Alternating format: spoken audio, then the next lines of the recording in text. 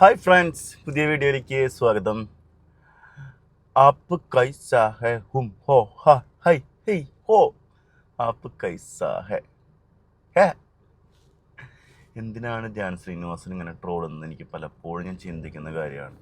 ഏറ്റവും നന്നായി മലയാള സിനിമയിൽ പണിയെടുക്കുന്ന ആൾ, ഏറ്റവും നന്നായി ഇൻ്റർവ്യൂ അറ്റൻഡ് ചെയ്യുന്ന ആൾ, ഏറ്റവും നല്ല രീതിയിൽ കൗണ്ടർ അടിക്കുന്ന ആൾ, ഇങ്ങനെയൊക്കെ ഒരുപാട് കഴിവുകളുള്ള ധ്യാൻ ചേട്ടൻ വല്ലപ്പോഴൊക്കെ ഒരു പടം ചെയ്യുന്ന ആളുമല്ല. കൊല്ലത്തിൽ ഏറ്റവും കൂടുതൽ പണിയെടുക്കുന്ന ആൾ. അയാൾക്കില്ലാത്ത കുഴപ്പമില്ല, അയാളുടെ പടം വരുമ്പോൾ വെറുതെ ട്രോളാൻ ഇരിക്കുകയാണ്. അപ്പോൾ ആപ്പ് കൈസാ ഹേ എന്ന പടം ഇന്നലെയാണ് കാണുന്നത്. പടത്തിൽ ഒരു 50% ആളുകളുണ്ടായിരുന്നു.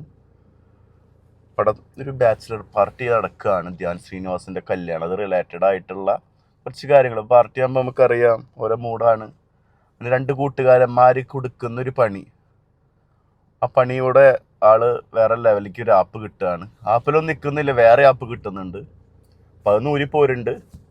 പടം എന്ന് വെച്ച് കഴിഞ്ഞാൽ ഒരു നൈറ്റ് സംഭവിക്കുന്ന കാര്യമാണ്. ഒരു ഇൻ്റർവെല് വരെ, ഒരു ഫ്ലാറ്റ്, ഒരു ബാച്ചിലർ പാർട്ടി, ഇൻ്റർവെലിന് ശേഷം ഒരു പോലീസ് സ്റ്റേഷൻ. ലൊക്കേഷൻ കാര്യങ്ങളൊന്നും പറയുന്നില്ല, അതിനെക്കുറിച്ച് പറയണമെങ്കിൽ ചിരിച്ചിരിച്ച് മട്ടും. അപ്പോൾ അങ്ങനെ ഡെവലപ്പ് ചെയ്യുന്നൊരു പടം. ഇൻ്റർവെലിന് ശേഷം നമ്മുടെ അജു വർഗീസ്, പിഷാരടി, സുധീഷ് ഏട്ടനൊക്കെ വന്നിട്ട് പടത്തൊന്ന് പൊക്കിയെടുക്കാൻ കുറച്ച് ശ്രമിക്കുന്നുണ്ട്. പക്ഷെ പൊങ്ങത്തില്ലടാന്ന് പറഞ്ഞ പോലത്തെ അവസ്ഥയാണ്, അല്ല താഴത്തില്ലടാ എന്നുള്ള അവസ്ഥയാണ്. പടം വളരെ ശോകം പൊക്കമായ ഒരു എക്സ്പീരിയൻസ്. ഞാൻ പടത്തിനെ കുറിച്ച് പറയുകയാണെങ്കിൽ പടത്തിൻ്റെ കഥ, തിരക്കഥ, സംഭാഷണം ചെയ്തില്ല നമ്മുടെ ധ്യാൻ ശ്രീനിവാസൻ ചേട്ടൻ. അതുകൊണ്ട് എനിക്കൊരു പ്രതീക്ഷയുണ്ടായിരുന്നു. ഇയാൾ അത്യാവശ്യം കഴിവുള്ള ആളാണ്, എല്ലാ മേഖലയിൽ കൈവച്ചുള്ള ആളാണ്. പക്ഷെ നിരാശപ്പെടുത്തി. വെറുതെ അല്ല താങ്കൾ ഇങ്ങനെ പറയുന്നത്. അപ്പം എനിക്ക് മനസ്സിലായി. ട്രോള് വിനയ് ജോസ്, അയ്യോ, പടം വെറും 2 മണിക്കൂർ താഴെ പടമുള്ളൂ. ആ പടത്തിൽ ഒരു ഷോർട്ട് ഫിലിമൊക്കെ എടുത്ത് അവസാനിപ്പിക്കേണ്ട കാര്യത്തിന് കൊണ്ടുപോയി ഇങ്ങനെ ഡെവലപ്പ് ചെയ്തിട്ടുള്ള സംഭവം. ക്ലൈമാക്സിൽ നമ്മുടെ സൈജ് കുറുപ്പ് വന്നിട്ട് പോലീസിനെ കുറിച്ച് 4 വാക്കൊക്കെ പൊക്കിയിട്ടിക്കുന്നുണ്ട്. അത് നമുക്ക് തരിക്കൂട്ടോ, ഞങ്ങളൊരു പഞ്ചിലൊക്കെ പറയുന്നു.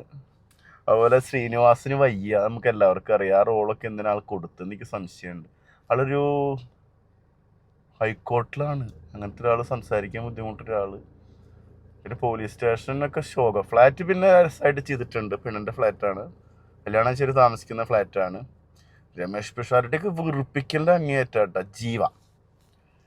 ജീവച്ചേട്ടൻ, അതുപോലെ തന്നെ എബിൻ ബിനോ, രോമാഞ്ചം, ദിവ്യ ദർശൻ, ജൂഡ് ആൻ്റണിക്ക് ഒരു ചെറിയ സീനാണല്ലോ. ടാൻവി റാം, സുരഭി സന്തോഷ്, സഞ്ജു ശിവരാം, നവാസ് പള്ളിക്കുന്നുണ്ട്. എനിക്ക് കുറച്ച് ഇഷ്ടപ്പെട്ട ആളുടെ ക്യാരക്ടർ. ഒരു ATM തല്ലിപ്പൊളിക്കാൻ പോകുന്ന സീനൊക്കെ ഉണ്ട്, അത് കുറച്ച് ഞാൻ എൻജോയ് ചെയ്ത്, കുറച്ച് ചിരിച്ച്. അങ്ങനെ ഇവരുടെ കാട്ടിക്കൂട്ടലാണ് പടം. എബിൻ ബിനോനൊക്കെ ഒന്നും ചെയ്യാനില്ല, വെറുതെ കൊടുക്കുന്നത്. ഇടവേള ബാബു ചേട്ടനൊക്കെ എൻ്റെ ആയിട്ടാണ് വരുന്നത്. നല്ല വെറുപ്പിക്കലായിരുന്നു പടം.